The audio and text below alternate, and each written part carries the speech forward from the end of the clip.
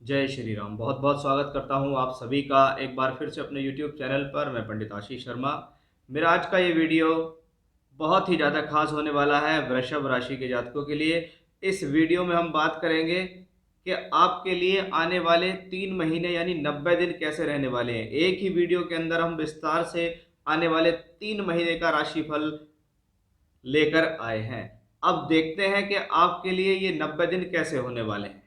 इन 90 दिनों में कैसे रहेगी आपकी शिक्षा, स्वास्थ्य, मान सम्मान, पैसे की स्थिति कैसी रहेगी, नौकरी व्यापार की स्थिति कैसी रहेगी, विवाह वैवाहिक जीवन, प्रेम संबंध, संतान या संतान के साथ संबंध कैसे रहेंगे, कौन से समय में आपके साथ परेशानी आ सकती है, कौन से समय आपके लिए बेहतर है, क्या आप अपने जीवन की योजना किस प्रकार से बना सकते हैं, वो आप इस वीडियो के आधार पर अपना निर्णय ले सकते हैं। क्योंकि इस वीडियो में मैं आपको डेट टू डेट बताऊंगा कि कब आपके जीवन के लिए अच्छा समय है, कब आपके लिए खराब समय है, कब आप कौन से उपाय कर सकते हैं, किस समय ज़्यादा सावधान रहने की ज़रूरत है। ये हमारा आज का इस वीडियो में विशेष विषय रहने वाला है।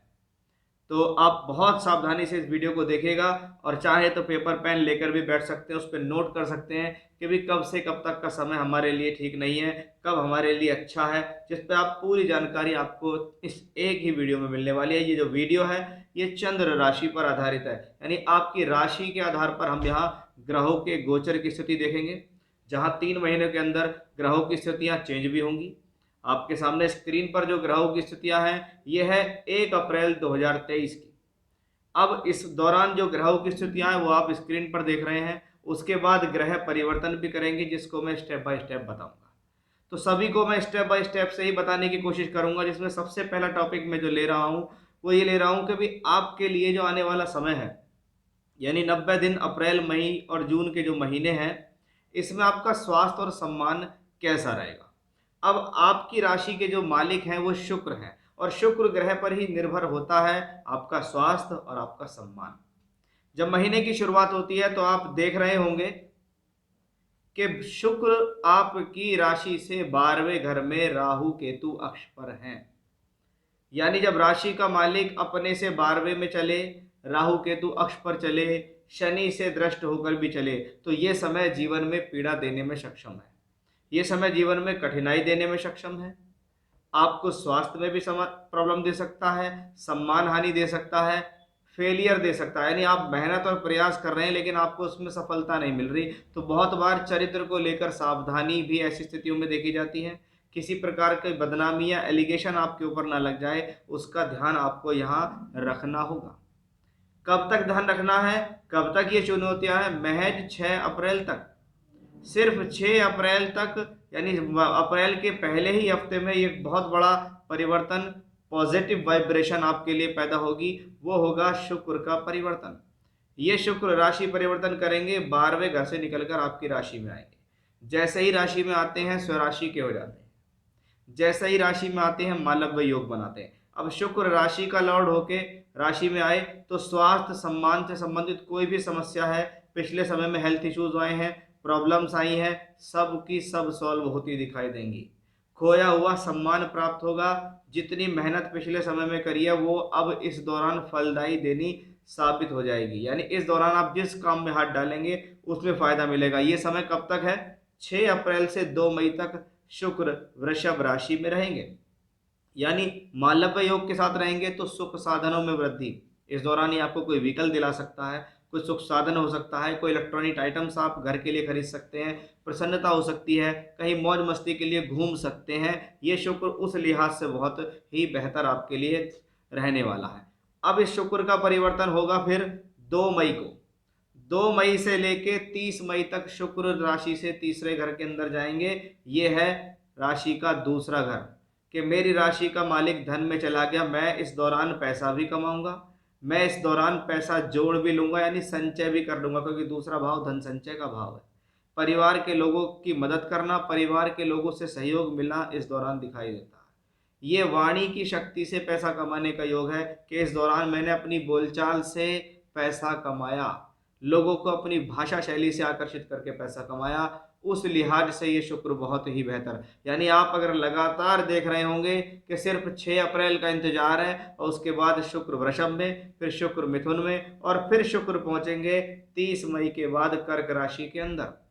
और राशि का मालिक अगर तीसरे में जाता है तो ट्रैवलिंग से लाभ होता है, छोटी छोटी यात्राएं होती हैं, ट्रैवलिंग्स होती हैं, परिवर्तन होते हैं। बहुत बार ऐसी स्थिति में ट्रांसफर्स हो जाते हैं, जो लोग नौकरी में ट्रांसफ़र करते हैं, जो व्यापार में है दूर स्थान की ट्रैवलिंग करके दूर स्थान के लोगों से जुड़कर फ़ायदा लेते हैं, कम्युनिकेशन से फ़ायदा लेते हैं, इलेक्ट्रॉनिक्स आइटम्स से फ़ायदा लेते हैं, या कह सकते हैं इंटरनेट के माध्यम से, संचार के माध्यम से जीवन में धन कमाना भी इसी योग से है। यानी 6 अप्रैल के बाद आपकी स्थिति देखना स्टेप बाय स्टेप बेहतर होती चली जाएगी। वृषभ राशि के लिए शुक्र राजयोगकारी फल देंगे। अब देखते हैं कि ये जो समय है आपकी शिक्षा के लिए, आपके प्रेम संबंधों के लिए और आपकी संतान के लिए कैसा। देखिए, हम ये सब चीज़ें कहाँ से देखते हैं? पंचम भाव से देखते हैं। पंचम भाव का मालिक कौन है? बुध है। बुध का गोचर आप देखेंगे तो बुध की गोचर की शुरुआत भी 12वें घर में चलती है। यानी जैसे शुक्र 12वें घर में गोचर कर रहे थे, वो 6 अप्रैल के बाद आपको राहत देनी शुरू करेंगे, वैसे ही बुध का भी वहां से निकलने का इंतजार करना पड़ेगा। क्योंकि जब तक बुध राहु की गिरफ्त में रहेंगे तब तक जड़त्व योग बनाएंगे, शनि से दृष्ट रहेंगे। यानी ये समय जब तक बुध मेष में रहेंगे, या मैं आपको बता देता हूं कि 16 मार्च से 31 मार्च तक वो मीन में थे, 31 मार्च से लेके और लगभग लगभग 7 जून तक जो बुध है वो मेष में ही रहेंगे। ये बहुत समझने की बात है। देखिए, आपके पंचम भाव, जहाँ से आपकी बुद्धि, आपकी शिक्षा, आपका ज्ञान, आपके डिसीजंस होते हैं, आपकी लव लाइफ होती है, वो बुध राहु के साथ 12वें घर में जड़त्व योग बनाकर चलेगा, जिसपे शनि की दृष्टि भी होगी। और इस दौरान बुध मार्गी भी होगा, वक्री होगा, फिर मार्गी होगा। यानी ये यात्रा बहुत लंबी है। 31 मार्च से लेकर 7 जून तक बुध वहीं पर रहेंगे।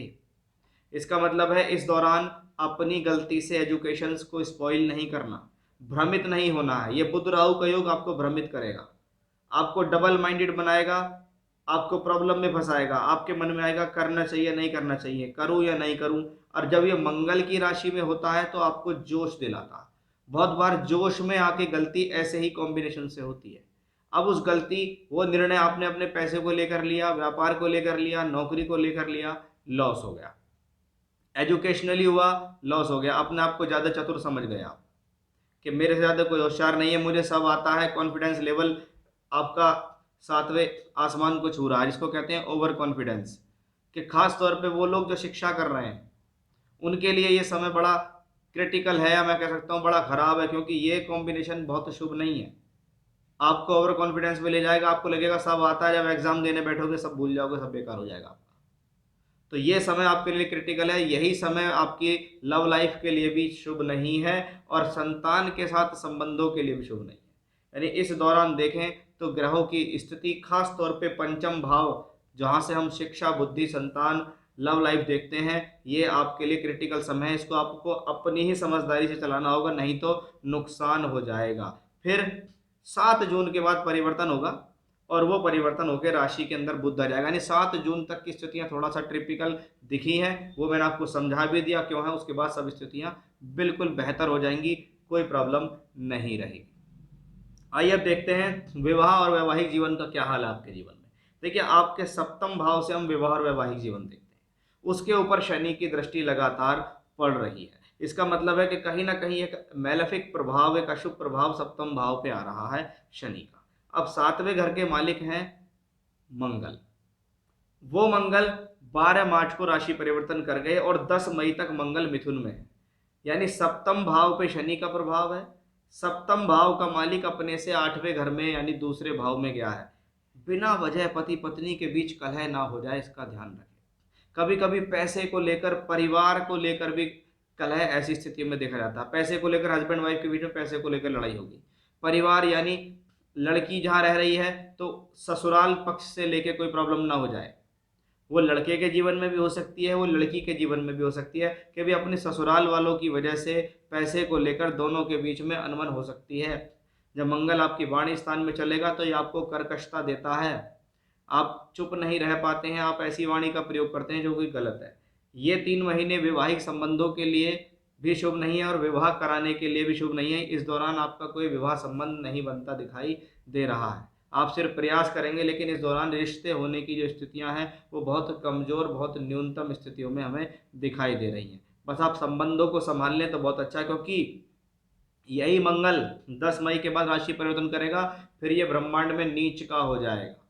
यानी ये जो 3 महीने हैं, मैं वृषभ राशि के जातकों को खास हिदायत दूंगा कि भाई आपको अपनी वैवाहिक जीवन का ख्याल रखना है। बिना वजह की परेशानी, बिना वजह की बहस से आपको बचना होगा, अदरवाइज आपको प्रॉब्लम फेस करनी पड़ जाएगी, इसमें कोई भी संदेह नहीं। तो विवाह और वैवाहिक जीवन के बाद अब बात करते हैं आपके नौकरी, आपके व्यापार, फाइनेंस और धन। और ये सब कुछ, आपका पैसा, आपका फाइनेंस कहाँ से आता है? कर्म से। जब तक कर्म नहीं होगा, जब तक नौकरी नहीं होगी, व्यापार नहीं होगा, तब तक पैसा आएगा कहाँ से? अब ये दोनों एक दूसरे के पूरक हैं। हमने देखा कि हमारे धन भाव का मालिक बुध है, हमारे लाभ भाव का मालिक बृहस्पति है। बृहस्पति लाभ भाव में तो बैठा है, यानी शनि बैठा है कर्म भाव में, वो कर्म कराएगा, वो नौकरी कराएगा, वो व्यापार कराएगा। लेकिन बृहस्पति बैठा है दूसरे घर में, इसका मतलब वो बृहस्पति आपको पैसा दिलाएगा। यानी अगर देखा जाए तो कर्म और लाभ दोनों के मालिक ठीक हैं, लेकिन 21 अप्रैल को बृहस्पति का परिवर्तन होगा। ये बहुत ध्यान से समझ लीजिए आप इस बात को कि भाई देखिए 21 अप्रैल को हो रहा परिवर्तन। 21 अप्रैल के बाद बृहस्पति पहुंच जाएंगे राशि से 12वें घर में। अब धन का कारक 12वें घर में, दूसरा भाव जहां से हमारा धन संचय होता है उसका स्वामी 12वें घर में, राहु केतु अक्ष पे बैठ गए। इसका मतलब कुछ ना कुछ पैसे से संबंधित तकलीफ आपको इस दौरान आने वाली है 21 अप्रैल के बाद। यानी धन संचय का मालिक जब वहां पहुंच जाए तो जुड़ा जुड़ाया धन खर्च होना, किसी कारण को लेकर पैसा खर्च होना, अकस्मात पैसा खर्च होना, अकारण पैसा खर्च होना, फिजूल खर्च होना। आप चाहते नहीं है यहाँ पैसा लगाना, फिर भी लगाना पड़ रहा। कभी कभी परिवार की जिम्मेदारियों को पूर्ण करने के लिए भी आपको आगे बढ़ना पड़ता है, क्योंकि जिम्मेदार इंसान मैं ही हूँ, इसलिए मैं ही आगे बढ़ा। अब वो 12वें घर में है तो किसी प्रकार का फिजूल खर्च, झगड़े झंझट में पैसा खर्च हो सकता है, कोर्ट कचहरी में पैसा खर्च हो सकता है, अस्पताल दवाइयों पे पैसा खर्च हो सकता है। तो बहुत बार चैरिटी में भी पैसा ऐसी ही स्थिति में जाता है। जब गुरु राहु एक साथ होंगे तो बनेगा गुरु चांडाल योग, जब बुध राहु एक साथ होंगे तो बनेगा जड़त्व योग, और शनि उसको दृष्टि लगातार दे रहे होंगे। यानी आपको बहुत ज़्यादा बचना है भ्रमित होने से, रॉन्ग डिसीजन से। बहुत स्थितियां देख के चलनी है, क्योंकि सिर्फ इस महीने अगर आप देख रहे हो तो अभी तक मैंने शुक्र ग्रह कोई अच्छा बताया, आपकी राशि के मालिक कोई अच्छा बताया। यानी ये ग्रह अगर जब तक अच्छा है तो आपकी स्थिति को संभालता रहेगा, आपके सम्मान को नहीं गिरने देगा। नहीं तो बुध ग्रह और बृहस्पति ग्रह ये लगातार आपके जीवन में चैलेंजेस पर चैलेंजेस लाकर देते रहेंगे। जब लगातार शनि की दृष्टि वहां हो, राहु केतु अक्ष हो, तो भगवान शिव की आराधना और हनुमान जी की आराधना करनी सबसे ज्यादा बढ़िया रहेगी। यानी मैं कह सकता हूं कि इस महीने बनने वाला जो योग है गुरु राहु का और बुध राहु का, ये आपके लिए नुकसानदायी साबित हो सकता है। यानी इन महीनों को आपको हल्के में नहीं लेना है। और ये सारी कहानी शुरुआत कहीं से कहीं आपकी माइंड से होती है। बुद्धि ठीक नहीं हुई, डिसीजन गलत हो गए, नौकरी में व्यापार में लॉस हो गया, जॉब लॉस हो गया, व्यापार में नुकसान हो गया। बुद्धि ठीक नहीं है, लव रिलेशनशिप्स को आपने तार तार कर दिया। बुद्धि ठीक नहीं चल रही है, अपनी पढ़ाई को खराब कर लिया, ओवर कॉन्फिडेंस में आके खराब कर लिया। तो बहुत सावधानी बरतने की जरूरत होगी आपको इन 3 महीने के अंदर। वो क्यों होगी, क्या कारण बनेंगे, वो सब मैंने आपको विस्तार से इस वीडियो में समझाएं। अगर समझेंगे तो आप इस खराब समय को भी निकाल पाएंगे ठीक तरह से। तो ये था मेरा आज का विषय कि वृषभ राशि के जातकों के लिए कैसा रहने वाला है आने वाले ये 90 दिन, यानी अप्रैल, मई और जून 2023। फिर से इसी प्रकार की जानकारी लेकर आपके सामने हाजिर होऊंगा। तब तक के लिए बने रहिएगा मेरे साथ। जय श्री राम।